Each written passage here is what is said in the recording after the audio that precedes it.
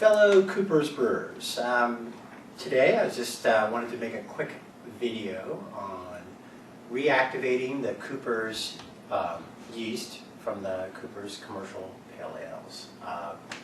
Coopers Brewery encourages people, in fact, to reactivate the yeast in their commercial bottles, and I think that's really a fun idea. I've done it before 3 times with great success, and so today I'm just going to demonstrate this in a real short video. If you need any more clarification on how to do it and you're interested in doing it, you can consult the makebeer.net Brewers blog where there's an entry on it. So let's get to it straight away. So the first step you need to do is to buy a 6-pack of the Coopers Pale Ale. Of course, you can use the Coopers Best Extra Stout, Vintage Ale, Sparkling Ale. But the brewery recommends the lightest, lowest alcohol content brew for reactivating their yeast. I've already consumed 2 of the beers, so you only need to use 4, and that's where we're going to go. I'm basically going to reactivate the yeast in these bottles. Okay. The first step, though, after you buy the bottles, is to mix about 600 milliliters of water with 4 tablespoons of dextrose or sugar, okay, and then bring it to a boiling temperature. Of course, you can just mix the dextrose in after you have it boiled. But anyway, so the first step is to bring this mixture to boiling, and that's where we're going to go. Oh, I might as well add the dextrose to it now. Okay, so 4 tablespoons.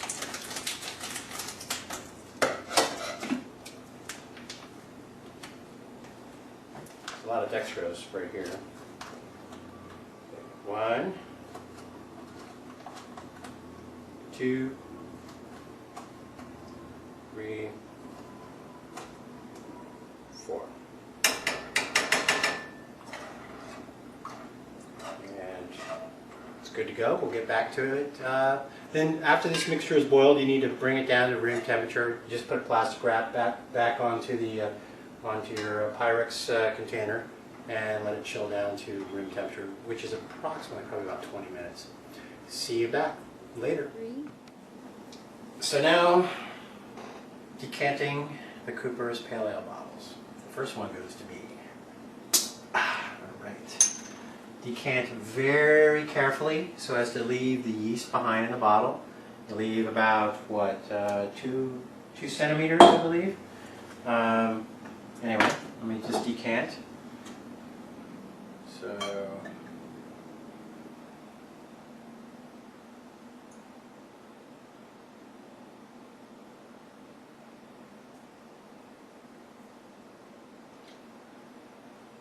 try to look at that. Alright, got most of the bottle left actually. So obviously this glass isn't quite big enough. Just a little bit more. We're good to go on this. This is a good one. Okay, so some of the yeast is coming through there. I can see that. Alright, so we got the first glass. Cheers. Delicious. Okay. Nice. Now the others I'm going to decant in some of the PET bottles. So let's, again, carefully pour so as not to drag the yeast into the bottle. Anyway, you guys can do this. I'll get back to you later. Cheers. Okay. So last step, I have my sugar water chilled to room temperature, and I've already decanted all the beer out of the bottles besides the 2 centimeter level. If you can, I don't know if you can see it, but trust me. And I put plastic wrap while I was waiting for the water to chill.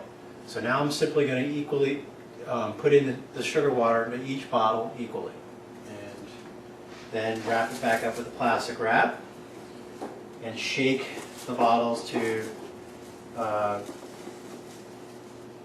get the yeast all stirred up and create some oxygen for the yeast.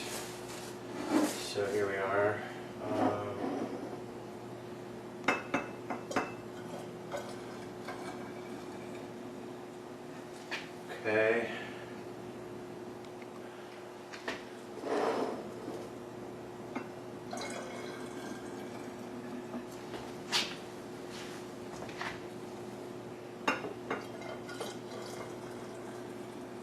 nothing tricky about this, just a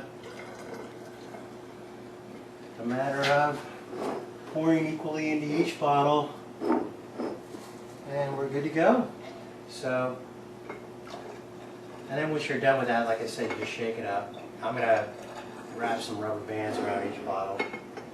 And what you want to do is every morning and evening, shake it up again, so you keep rousing up the yeast and get it active.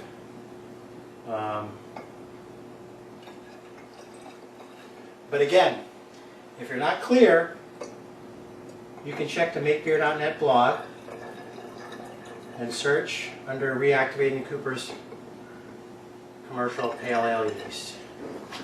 So, I think it's just one less here.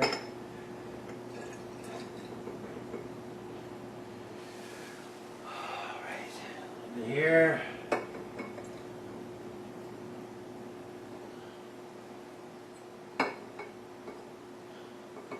And we're good to go.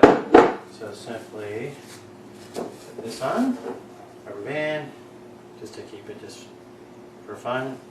It's not absolutely necessary in my opinion, but here we are. I'm gonna rouse it.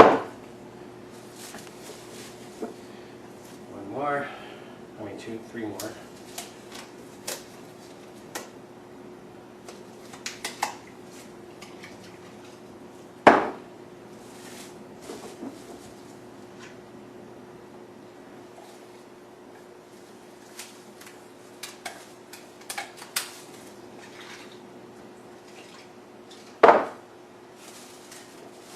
And then you want to store them at about room temperature in a cool, dark place, which to me is going to be a cabinet.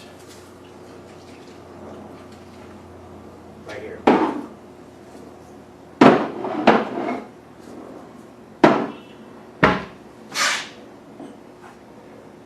All done. Cheers. And give it a shot. It's a lot of fun. Makes a great beer. Cheers.